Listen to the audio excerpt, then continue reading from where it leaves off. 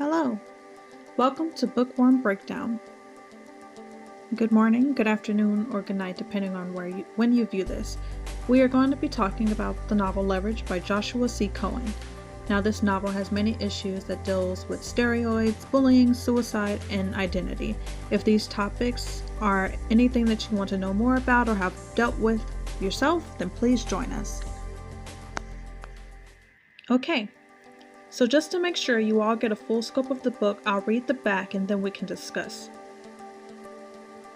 One of the violent, steroid-infused, ever-escalating prank wars has devastating consequences. An unlikely friendship between the talented but emotionally damaged fullback and a promising gymnast might hold the key to the school's salvation. Told in alternating voices with unapologetic truth, Leverage illuminates the fierce loyalty, flawed justice, and hard-won optimism of two young athletes. Now, personally, I am not an athlete of any sort. I do enjoy playing frisbee, but that's about it. But this connected with me personally not because of the two young men in the story named Danny and Kurt, but because they beat the odds that were set against them.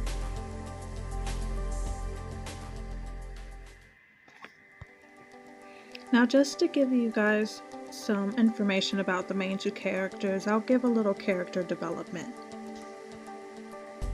Kurt is the team's football player. He has been in and out of foster care and at one point was with a foster parent who was abusive. This abuse led to the death of his younger brother, Lamar. Along with this, Kurt has a speech struggle known as stuttering. Because of this, Kurt sometimes would rather not speak at all and not put his voice out there because of judgment.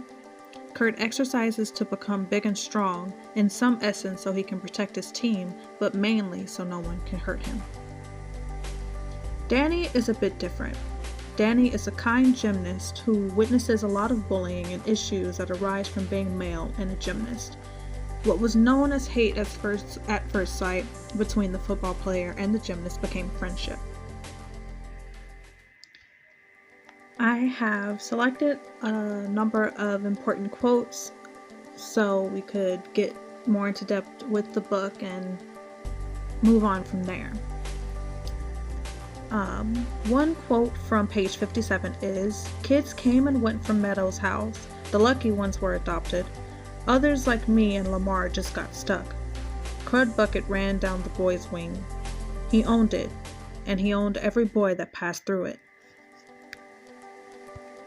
In this moment, Kurt runs into Tina, who is someone from his past. Kurt is upset in this moment because of all the memories that tortured him had come back.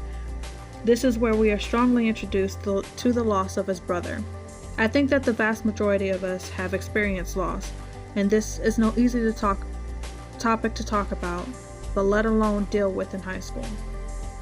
On the same page, another quote is, "I started from the beginning and didn't leave out a single thing that Crud Bucket did to me and Lamar. I couldn't forget it if I tried." This quote is impactful to me personally, not only because of the trauma, but also because there are certain memories that we can't forget, because of the impact that they have made on our lives.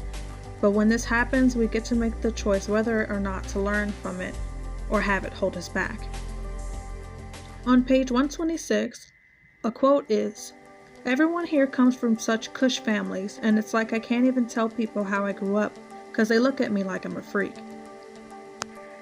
On this page, we get to know a little bit about Tina and how she thinks. When trying to connect with Kurt, who always pushes her away, she explains the feelings that many high school students experience, the feeling of being an outsider. She continues to talk about how she was hoping that because Kurt had arrived at the new school, that someone could finally understand her. When I read this, I recalled the time when finals hit my senior year. I had been working and trying to fill out college applications and scholarships while holding a job. The feeling got overwhelming, and sometimes it felt as though I was alone. But this was not the case. There were resources, I just didn't know where they were. High school students all over the world, including maybe you, have felt like you're alone, and that no one truly understands what you're going through. But sometimes the light that we all seek at the end of the tunnel is just a small candle, but that candle is still able to burn bright enough.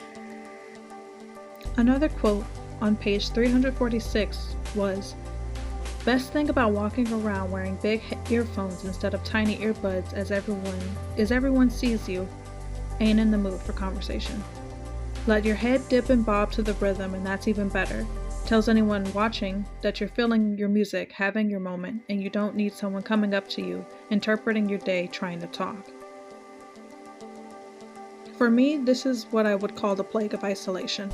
This is what happens when we feel like the world doesn't understand and we have to do everything alone and we need a break from the world. Now personally, I grew up in a school where the atmosphere was unkind and I often felt like I was on my own. Growing up with this experience, similar to Kurt, made it hard for me to really connect with people. Now this novel really deals with the struggles of being bullied, and I too experienced this. I want to encourage any of you who have gone through this to seek help and always remember that you are not alone. One of the main concepts of this novel is that Kurt and Danny both deal with the feelings of being failures. Like many of us, we all sometimes fear this. Those were just a few quotes that I found extremely impactful in the novel, and some may consider them light. But just to make sure everyone can comfortably talk about these topics, Kurt and Danny both struggle a lot with depression and anxiety and struggling in general, but because of their friendship, they're able to overcome this. We all fear something, and not all of us can excel at everything, but that does not make us failures. We are also not alone, though we may feel like it. We all have tribulations and trials, but we can get through them. I challenge you to find a story that relates to you and tell it to someone else like I did today. Until next time.